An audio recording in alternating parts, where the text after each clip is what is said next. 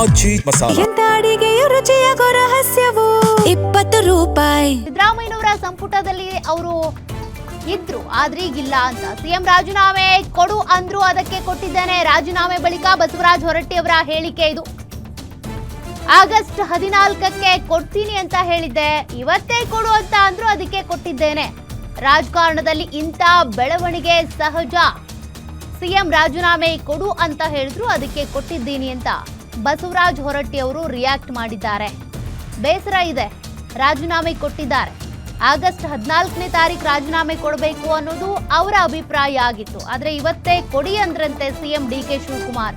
ಹಾಗಾಗಿ ರಾಜೀನಾಮೆ ಸಲ್ಲಿಸಿದ್ದಾರೆ. ಈಗಾಗಲೇ ರಾಜೀನಾಮೆ ಅಂಗೀಕಾರವೂ ಆಗಿದೆ. ಅದರ ಬೆನ್ನಲ್ಲೇ ಬಸವರಾಜ ಹೊರಟ್ಟಿ ಅವರು ಪ್ರತಿಕ್ರಿಯೆ ಕೊಟ್ಟಿದ್ದಾರೆ. ಇವತ್ತು ರಾಜೀನಾಮೆ ಕೊಡೋದಕ್ಕೆ ಹೇಳಿದ್ರು, ಹಾಗಾಗಿ ಕೊಟ್ಟಿದ್ದೀನಿ. ರಾಜಕಾರಣದಲ್ಲಿ ಇವೆಲ್ಲವೂ ಕೂಡ ಸಹಜ ಅಂತೇಳಿ ಪ್ರತಿಕ್ರಿಯೆ ಕೊಟ್ಟಿದ್ದಾರೆ. ಬಸವರಾಜ ಹೊರಟ್ಟಿ ಅವರಿಗೆ ಎಷ್ಟೇ ಬೇಸರ ಇದ್ರೂ ಕೂಡ ಇನ್ನೂ ಗೊಂದಲ ಮುಂದುವರಿಯೋದು ಬೇಡ ಅನ್ನುವಂಥ ಕಾರಣಕ್ಕೆ ರಾಜೀನಾಮೆಯನ್ನು ಕೊಟ್ಟಿದ್ದಾರೆ. ರಾಜೀನಾಮೆ ಅಂಗೀಕಾರವೂ ಆಗಿದೆ. ಅದರ ಬೆನ್ನಲ್ಲೇ ಈಗ ಬಸವರಾಜ ಹೊರಟ್ಟಿ ಅವರು ಮಾತನಾಡಿದ್ದಾರೆ. ರಾಜೀನಾಮೆ ಕೊಡೋದಕ್ಕೆ ಕೇಳಿದ್ರು, ಆದರೂ ನಾನು 14ನೇ ತಾರೀಕು ಕೊಡ್ತೀನಿ ಅಂತ ಹೇಳಿದ್ದೆ, ಇವತ್ತೇ ಕೊಡು ಅಂದ್ರು, ಕೊಟ್ಟಿದ್ದೇನೆ.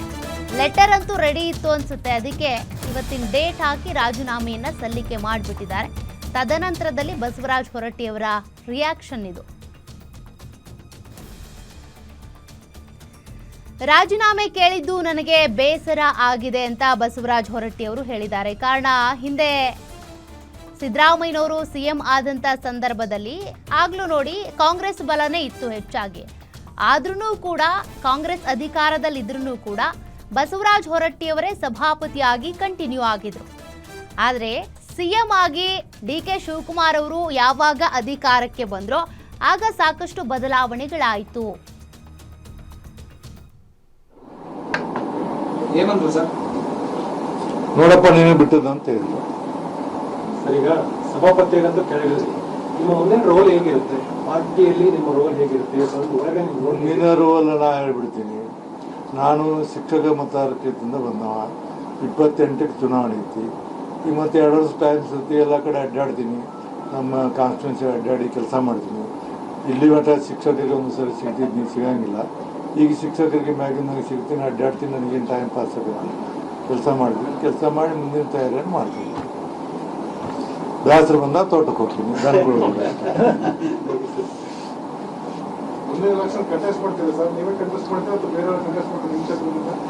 ನಾನು ನಿನ್ನ ಕೇಳಿ ಹೇಳ್ತೇನೆ ಆಮೇಲೆ.